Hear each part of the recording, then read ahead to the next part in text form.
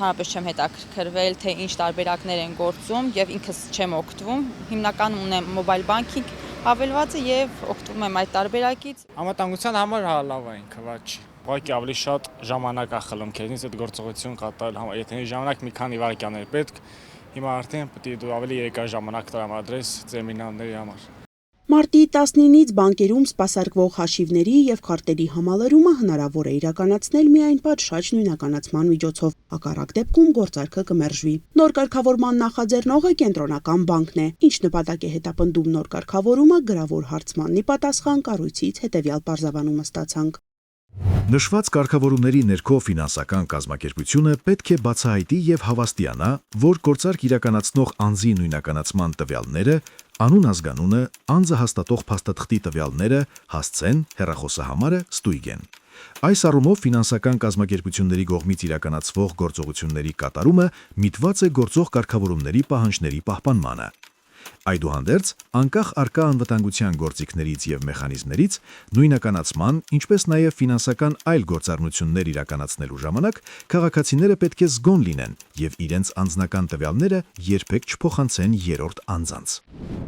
Փողերի լվացման եւ ահաբեկչության ֆինանսավորման դեմ պայքարի մասին օրենքի պահպանությունը պահանջեց հետեւյալ նույնականացման պարտադիր պահանջի ներդրման անհրաժեշտություն։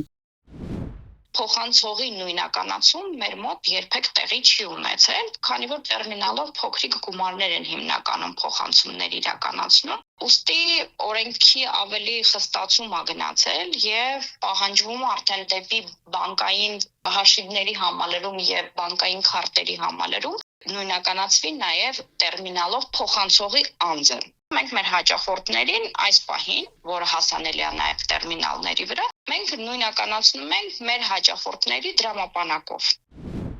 Այս պահին ընկերությունները քայլեր են ձեռնարկում այլ կազմակերպությունների նույնականացման գործիքների նկատմամբ հաճախորդների հասանելիությունը ապահովելու նպատակով։ Մոտակա օրերս գործարկենք նաև IMID, դա արդեն բանկերի եւ եթե չեմ սխալվում, օպերատորների կողմից ներդրված ընկերություն է, որը հատուկ գործառույթ ունի, դա քաղաքացիների նույնականացումն է։ Հարկ եմ համարում նշել, որ բոլորս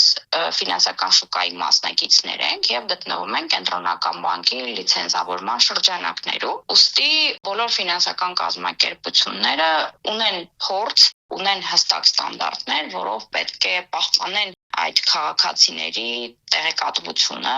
ապահովության եւ արտահոսքից կանխարգելելու նպատակով։